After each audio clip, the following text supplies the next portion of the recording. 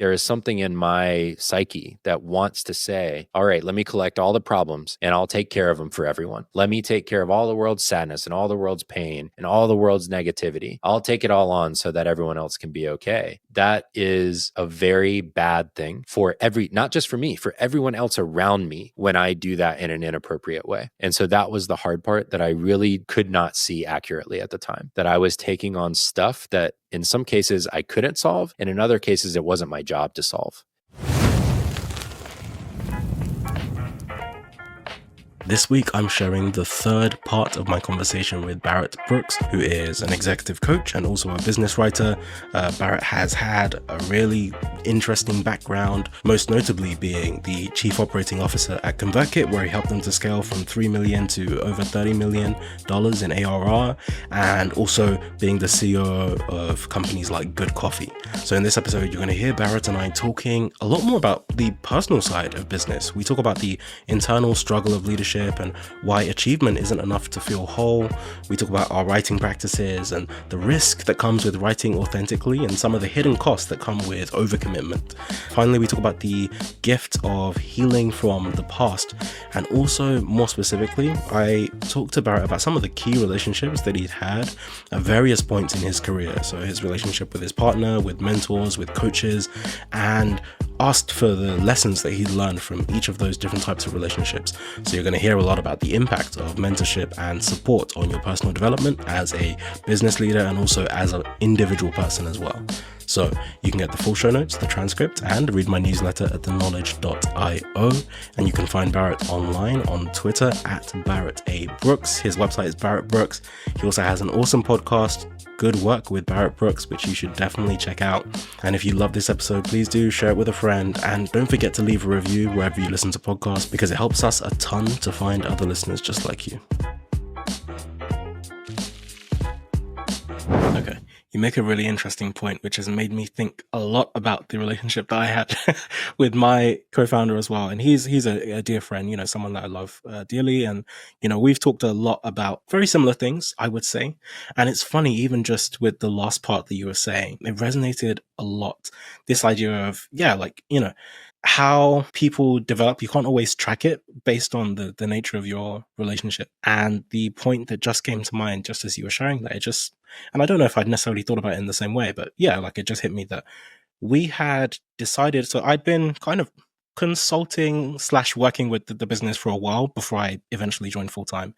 And so we'd been talking about it. And funnily enough, at the time that I joined the startup that I mentioned, I actually had 3 really good job offers. One of them was actually to be a director of growth at some other business, like a startup that was doing quite well. Another job was to be like an entrepreneur at an insurance company. So it was weird, not necessarily what I would want to do, but the job itself seemed like an amazing job. I think the business had originally started as a general insurance company. And so they had developed to a few million doing that. And then the segment of their general business that took off was purely doing pet insurance. So they'd become a pet insurance company, but they actually had a mini business within the business that was all this old stuff, because they still have all these recurring premiums from when they were doing general insurance. So they wanted someone to come in and kind of own that small little part of the business. And that would have been cool. You'd be like a mini CEO of like a few million a year business, etc. So I had that on the table, and then I had the opportunity with the startup that I did join, which was, hey, this is a startup with a lot of potential, great opportunity. They've just raised this round. They need some people to come in and be part of the strategic or operational backbone and to scale to the next few levels. And it did go on to become a unicorn, which was great. But when I was considering those options, I spoke with the guy that became my co-founder, my friend, about these opportunities. And we weren't just talking about what would be best for me personally. We were also talking about it through the lens of, hey, eventually he wants me to come and join this startup full time. And that is also what I want. And which job would actually give me the best skills to be able to then come in and join this business. And so that was interesting for 2 reasons, because I stayed in that business for a few years. It's interesting that, okay, we kind of made that decision together. Like the job that I took was the best job, not just for me in terms of my development, but was specifically would give me the best possible skills to then maybe come and do this down the line. But also kind of in the vein of what you mentioned, it's interesting how I learned so much in that journey of going and doing this other thing that by the time I now come back and say, okay, cool, let's go, here's how I think we should do things. And I'm trying to implement a lot of the things that I've just implemented in this other business. It then can create some friction, or it doesn't necessarily work in the same way. I'm like, hey, we need to have this CRM, we need to run this in this way, and I'm just trying to port over a lot of these things that I've learned. Now there's actually a bit of a disconnect because we were previously aligned now, and now there's some misalignment. And again, it doesn't necessarily affect our relationship. We still have a great relationship, but it's interesting how those things can happen as well. It's just fascinating how the variables change over time, and even if we think, okay, if we had gone back and done it differently, would it have turned out differently? And it's like, maybe not. Maybe there would have been a different set of things that come up, right? I think ultimately what did not work for me that I had to leave to go answer for myself was there was an internal view that I had of myself, or maybe just like hopes that I had for myself, or what I believe my potential was in terms of being able to lead. And there was what I felt Nathan's view of me was, intentional or not intentional. And they felt out of alignment with each other. I felt that my view and my hopes were higher than, or maybe that we were behaving, than our system of behavior was allowing me to realize at the time, even though I think his aspirations for me were similar to my own. And so there's this interesting thing in relationships, right? Where like our declared intent can sometimes be the same, but our behaviors might prevent that from coming true. Sometimes for reasons unknown to ourselves, for deeply psychological reasons from our past, tied to fears or hopes or other things that are going on. And so even when you think you're aligned, there can still be forces at play that cause those things to get out of alignment or not to come together in the right way to make it work out. And I think there are elements of that that are still a mystery to both of us. We're not quite sure exactly why it didn't work. We just know it didn't. Relationships are complicated in that way. Okay. I'd love to know two more quick things about ConvertKit, separate from your relationship with Nathan. One is there anything that you recall a particular, it could be a challenge or something that you did or had to figure out how to do that unlocked a step function in growth or development in some way? I know you've written about some culture stuff before. Yeah. I don't know if it's related to culture or perhaps just related to general operation of, okay, here's something that we had to figure out that unlocked this next level of growth. And then I'm also interested in, for you as a person, again, outside of the relationship part that you mentioned the term failing upwards before, right? The trajectory definitely feels like up, but I know that the reality is that there's loads of ups and downs. And so I'd be interested to know for you personally, what might have been the hardest thing to get through during that time as well. Okay. I mean, yes, we learned so much. There are so many things that we unlocked. I don't know that this directly led to revenue growth, but it created the conditions for the rest of the team to generate revenue growth. So the three categories of problems I would say we like really nailed. One is financial knowledge and planning for the business. So how do you budget, account for, project for revenue and all of the expenses that are going to come in? I think that the system that I came into and the system that was there when I left, worlds apart, and they were going to need to reinvent it again for the next stage of scale. So like that's almost always true when you have a rapidly growing business. But I think that our financial knowledge and planning was much better than it had been. And we still had a really hard time accurately predicting revenue going forward. So like we would budget for what we wanted to do, but we couldn't always tie all the variables together to say, yep, that's what we're going to hit. And so that was the next level of maturity that I think that they've been working on building from what I understand and see from the outside. The second category of things was creating an equitable and motivating compensation structure. And we put in place a few things that were very effective. We have a standardized salary system that we put in place at ConvertKit. We have equity award system that's in place there now. And we have a profit sharing system that's in place there. All of those things did not exist before I took over as COO. And obviously there was a huge team that worked on all those different things. It was not just me. I was just kind of like helping coordinate and spur the team on. Those things are still in place and are very effective. We talked about some of the pitfalls of them on that podcast I mentioned, but largely they have done the job they set out to do. And then lastly was putting in place a hiring and recruiting system. So hiring is like this famously challenging thing to get right.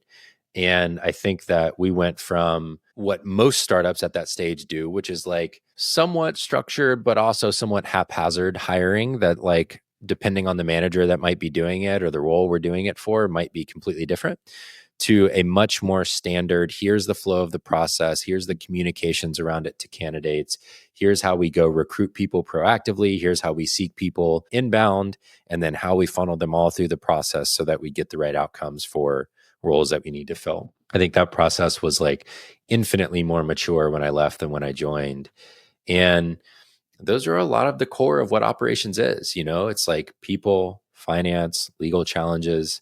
I led the data team as well. So we had a whole data process that we put in place around, this gets a little bit nerdy, but basically putting in the infrastructure on the back end so that you have access to the appropriate data, that you know what it is, you know where to find it, you know how to warehouse it so that it can be accessed without affecting performance of the application, for example, for reporting. And then that you're able to have it structured into reports in such a way that your everyday person within the company can use it. So there was a lot of that kind of thing that went on behind the scenes too. And all of that type of stuff creates the conditions for a company to continue to be able to scale beyond a certain size, because you can kind of have like brute force growth methods up to a certain point. And then you need really smart data and information to inform continued investment in the business.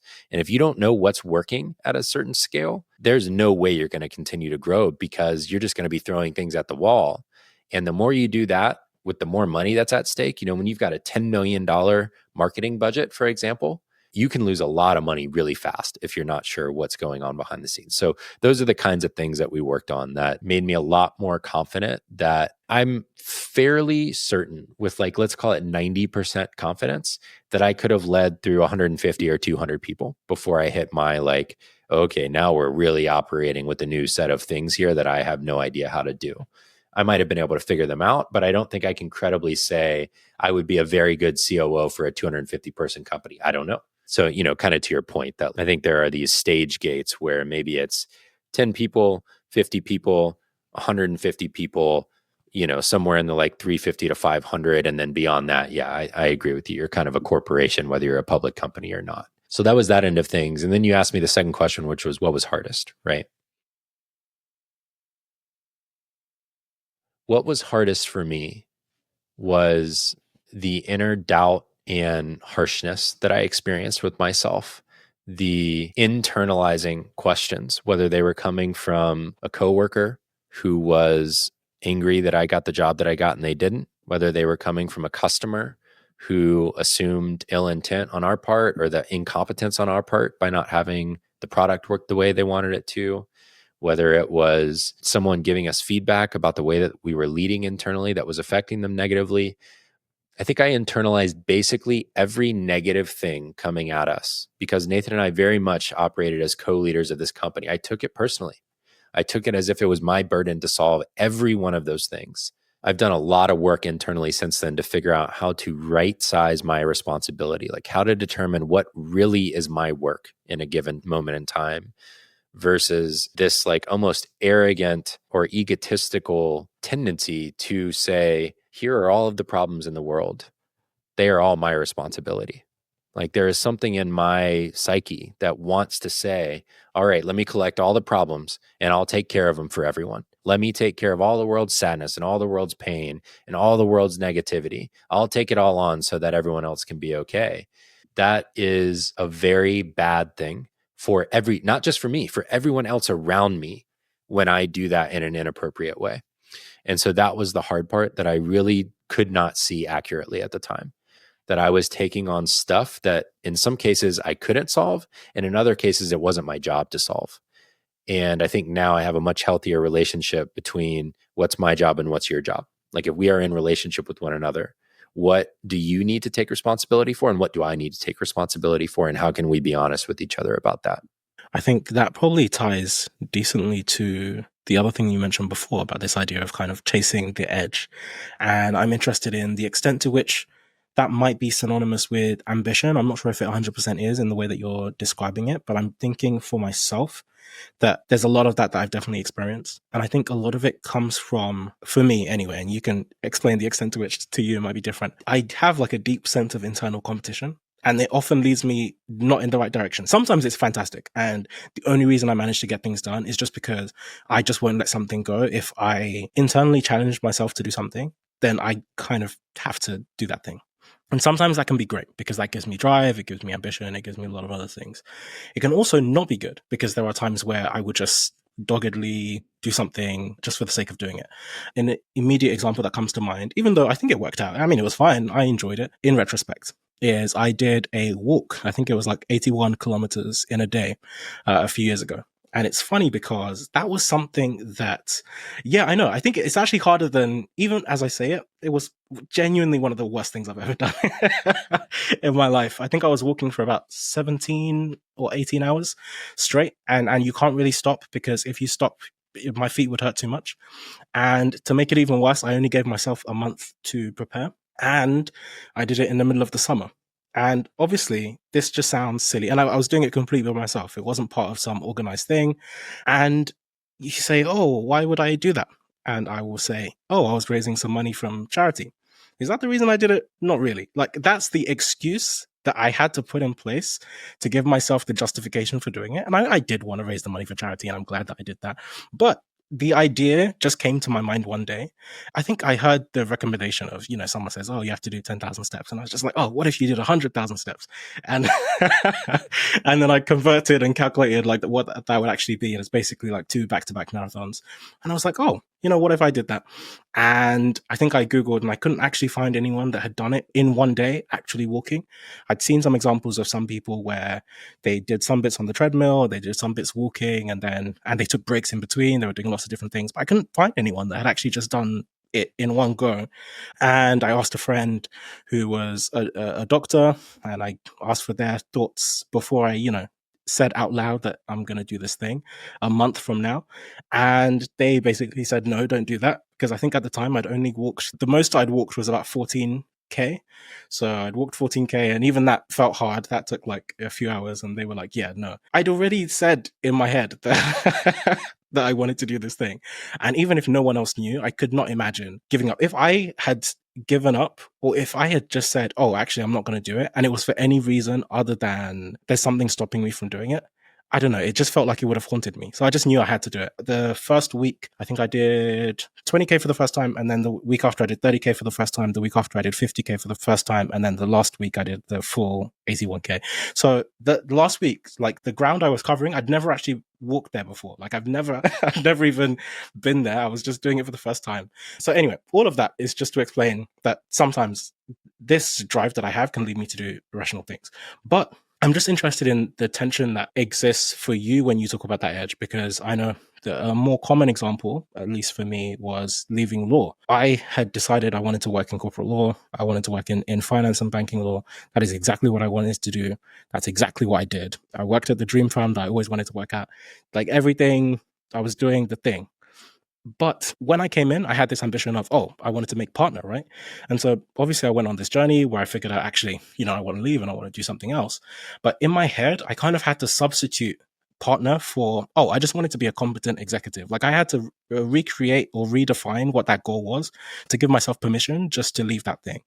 But it's interesting that even since then, leaving and going and doing other things, there's a sense in which if I haven't achieved the maximum thing, if I haven't done whatever I thought was the edge of what I could possibly do, it feels like I'm leaving something on the table. And then even now, as I'm kind of, running my own business, or, for now, I'm not working full time on anything else, there's a part of me in the back of my head that's like, do I need to get another job so I can tick this off? Like, I don't know if you played any video games, but like, there's this star I haven't collected, which is getting to the very top of an organization. If I haven't done that, I haven't achieved that thing, I don't know. I can't just die and, and go off and do something else. Like I have to do that thing. So yeah, I'm interested in how that resonates with you in the context of what you just mentioned.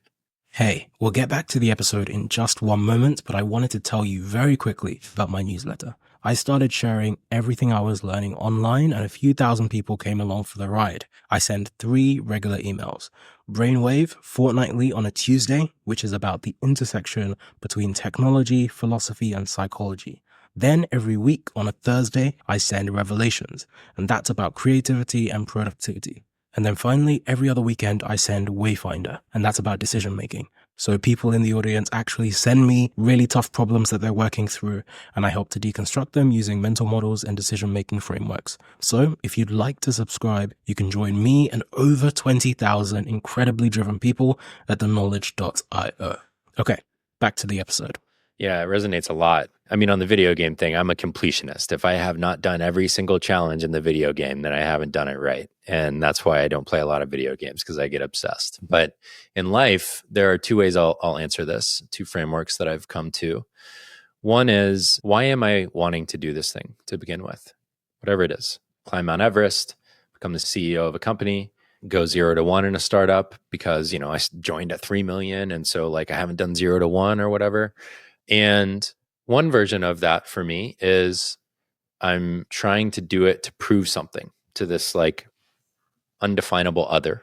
And in fact, what that undefinable other is this feeling of an unfillable hole. I didn't realize this for a long time, but there's this unfillable hole in my soul that I was trying to fill with all of these other things. And that unfillable hole was this sense of I am worthy. I'm enough as I am.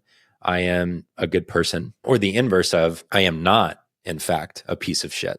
I am not, in fact, unworthy of love. And so there was this hole that I didn't realize only I could fill. Only I, from inside of myself, I could fill with I am loved. I am worthy of being loved. I am not a piece of shit, in fact, and by proof, in addition to in fact. And it took me a long time to realize that's the thing that I was trying to do with a lot of my achievements, with a lot of my pursuits, with a lot of my declarations, was to fill that hole that no one else could fill, no achievement could fill, no finish line could fill. And I still have to work on that actively. I still actively have to notice when I'm trying to do it again, because it happens all the time. But I think today, from my seat now, I'm more convinced than ever that, in fact, I am not a piece of shit, that that's an old message that I don't know where it came from, and it's not mine to carry anymore. And I can't carry the burdens of the world. It's just not possible for one person to do that. And so if I'm trying to achieve something to fill that hole, it's not going to work. It's just not going to work. But if I'm trying to achieve something because I want to find out if I'm capable, I'm genuinely interested and motivated towards it, I genuinely care, it's probably worthwhile. I genuinely want to write a book. I think it will challenge me in productive ways. I think that it will force me to embrace my own story in a way that it doesn't when I'm like a book editor or packager, which I've done. Then I don't have to own it in the same way. Whereas if I put my name on that cover, it's mine. I think that'll be good for me. I want to do that even if no one ever reads it. And I want to hold a physical copy of it for myself. Now, if I'm going to do it, I might as well try and put it in front of people because I think it will be valuable to other people who can relate. And so there's another piece of this, which is I think there are times when I have done things that are deeply important to me, but I have sabotaged their success because I'm scared of how they'll be received. And so I don't put the effort into marketing it. I don't put the effort into putting it in front of people. I don't ask for help, because that circles back around to, if I think I'm a piece of shit and I genuinely care about this thing and I put it in front of people, they might tell me I'm a piece of shit. It might affirm the very thing I'm scared is true. And so I had to fix that first before I could begin putting actual effort into allowing a thing to reach people that can benefit from it. That's true of the podcast I make now. That'll be true of the book that I'm writing. That's true of any number of projects that actually matter to me, is there's a different risk profile to it, which is they reflect me. And if someone doesn't like them, an old me would interpret that as, I knew there was something wrong with me. And current me is like, well, that's my story, man. I don't know what to tell you. So that's a little bit on finish lines. And then there's this other old story I had to let go of that I still find myself caught in. Even like this weekend, I had to notice it, which is hard equals good. If I'm working hard, that means I'm probably being a better person. And that's not always true. That's sometimes true. If you are on a mission trip to build homes for people in need, the harder you work, the more homes go up in the week you have available. It is true. The harder you work, the more good you're doing. There's still a limit that everyone hits that you should be aware of, right? But that's true. But if, as we were talking about before we started recording, if I can serve a wonderful client base by coaching 8 hours a week in my business, 4 hours on Tuesdays and 4 hours on Thursdays, and that provides financially for my family, and I do great work on behalf of those clients to serve them well, I don't know that it adds much more to my life to be coaching 5 days a week. In fact, it begins to detract from my life because now I don't get to write. I don't get to podcast. I don't get to do the things that are really important to me as an entrepreneur and creative person. And there's an old version of me that might have tried to fill as many hours as possible with coaching. But that version of hard doesn't make me better as a person. It might not make me better as a coach. It might actually make me worse as a coach. And so when I'm doing hard things now, I really have to question myself, is it because this serves my growth? Like, am I reading a book that is intellectually challenging to me to understand because it will help me learn something I want to know? Or am I doing a hard thing because I think it's going to prove that I'm a good person? Or I think that will allow me to embrace what I earn as a result of that. And that is something else. And so those are kind of, for me, in my psychology and my unique, like all the things that shape me, those are the things that I have to be aware of. And I think everyone has a version of that, right?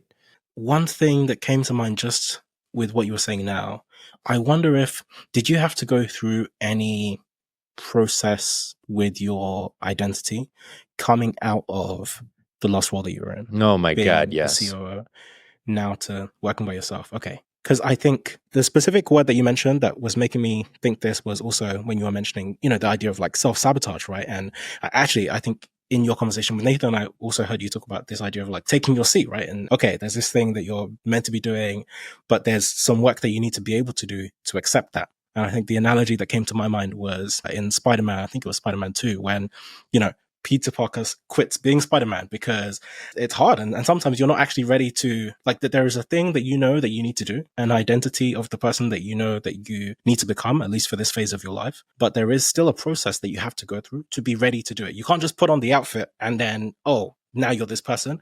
Actually, no, like even though he'd already put on the outfit, there was some inner work, there was a process that he had to go through to finally be fully ready to put it on with the correct sense of intentionality that allowed him then to perform at his best when he put the suit back on.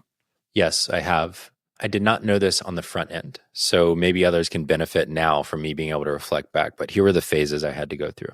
The first thing was I had to acknowledge that I was not okay. I was not in a good place when I left ConvertKit personally. My wife was the person who was able to reflect that to me in a way I could finally see. So I had to have someone hold the mirror up and say, you're not okay.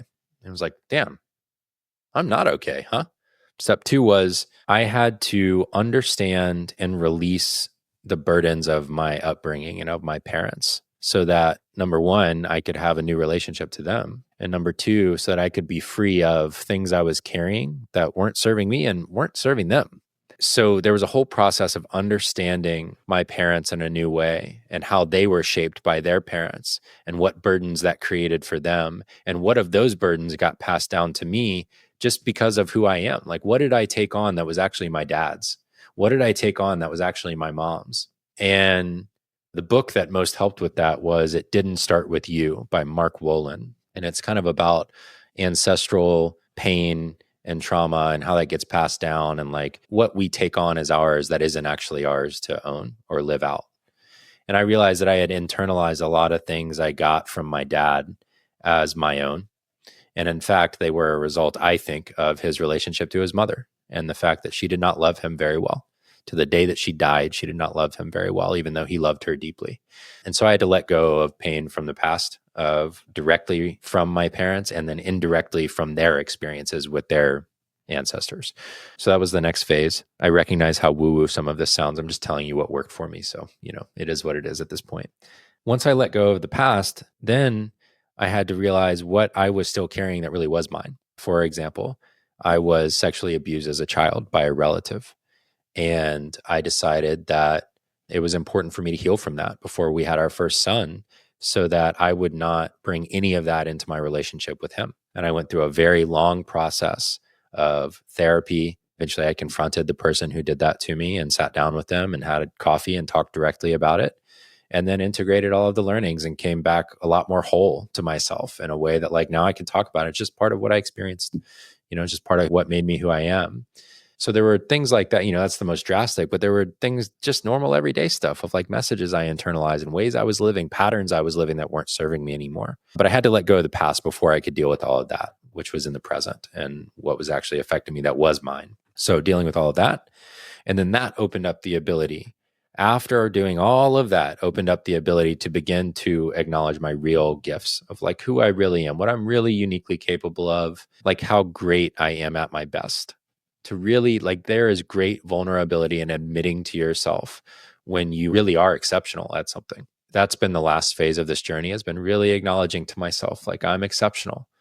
And in these ways, not in every way, in these ways. Further, that there are people around me who see me as exceptional in those ways and actively want to help me. It's not a burden to them for me to ask for help. There are people in my life who want to help me succeed. That was another big breakthrough of like acknowledging the resources I have. And the last big one was like acknowledging that my marriage is that. Like, my wife has been here every step of the way, and I didn't even see the ways in which she was trying to support me because I just couldn't receive it. And so there's been this like process of coming to wholeness on what I have, on what I am gifted at, on the resources I have available to me, and accepting that all of that has been the process to allow me then to like claim space again, to like take my seat, as you put it, and as I put it.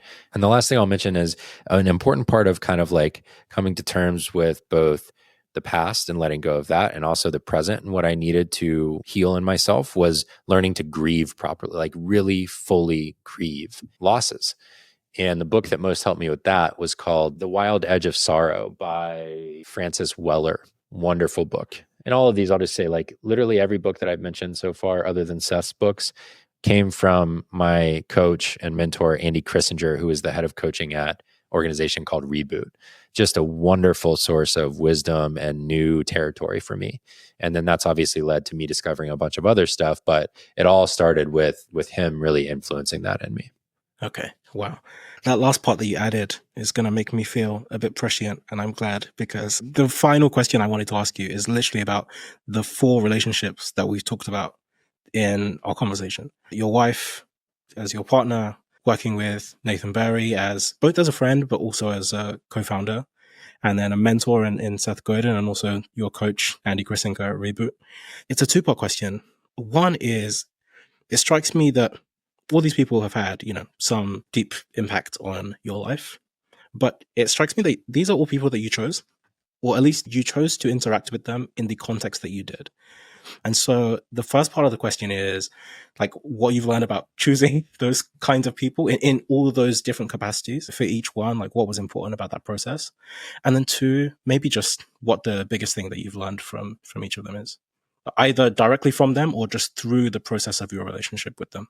The number one thing that I think I've learned about selecting is that almost every person I've ever met is drawn to certain types of people. Certain books, certain YouTubers, podcasters, journalists, like musicians, we're all drawn towards people. And some of those people are accessible to us directly, some of them aren't. But just learning to notice who you're drawn towards and what the trends in those people are, what they represent to you, writing down the qualities that make you drawn to them is really informative. So that's the first thing that I've learned about selecting, is just like we all have an inner knowing that's drawing us towards people. And making that a little bit more explicit, defining why, so that we can seek out more of those people, I think is really valuable. The second thing I'll say about attracting or being in relationship with people is putting yourself in the position to do that. I mean, I was very intimidated to apply to work with Seth Godin the first time. I assumed I would not get picked. I was still living a story about myself that was I did not deserve to be picked. But for whatever reason, I've always been willing to at least try, probably because getting said no to affirms that story. If you try and you get said no to, it affirms the story. Now, I believe that when I put myself in the like hat, to get your name pulled out one way or the other, is an essential element of connection. You have to attempt, or you're already assuming the no. If you don't attempt, you've already assumed the no, and you've already internalized the story that implies. Putting your name in the hat opens you up a lot more vulnerably, because now you might get an actual no, which might affirm the story. But the other thing that can happen is you can get a yes. And now you have to live this whole other version of the story, which is like, oh my God, I'm the kind of person they say yes to. David's the kind of person Barrett wants to come have a 2-hour conversation with. That sounds awesome. Well, what does that mean about you? And with me, it might not mean that much, but like with other people that you really look up to, that like you've really been seeking out for a long time, that might really change your view of yourself. So you got to put yourself in the game. You got to ask to be in relationship in some way if you're drawn to someone. obviously in healthy ways while respecting people's boundaries and all of that. So that's what I've learned about selecting and seeking people out. And maybe I'll say one word about each of them. Nicole, my wife, I've learned how to be loved from her. I've learned how to be loved by her. I don't think I really understood how to be loved, how to accept it. From Nathan, I've learned the value of an intelligent, caring, sparring partner. Like really someone who's willing to debate with you, to push you, to challenge your ideas and thinking, and to be challenged in their thinking. I think it's exceedingly rare to have intellectual sparring partners in life, and he's been that for me. From Seth, I've learned what it feels like to be led by a person you admire, respect, and who treats you as if you are capable. He has taught me more than anyone in my life, other than maybe my mom, about how to lead well through example, not just through his writing or words. I think him and my mom, in terms of living, people that I've met. And then Andy, my coach, I think he taught me how to just receive support, like how to be held by someone in my completeness and my wholeness, to be like lifted up and believed in and treated as if I am already good, and that he is just helping me come to realize that on my own. I've said before that he was the second most important person in my life behind my wife throughout the period at ConvertKit and after, as I left, because of the way that he just held me in high regard, regardless of what I was going through or what I was experiencing. Okay, amazing. Barrett, thanks so much for being so vulnerable. Thanks for sharing so openly. It's been incredible to have you. It's been a really great conversation. Likewise. Thank you so much for having me, David. Thank you so much for tuning in. Please do stay tuned for more. Don't forget to rate, review, and subscribe. It really helps the podcast. And follow me on Twitter. Feel free to shoot me any thoughts. See you next time.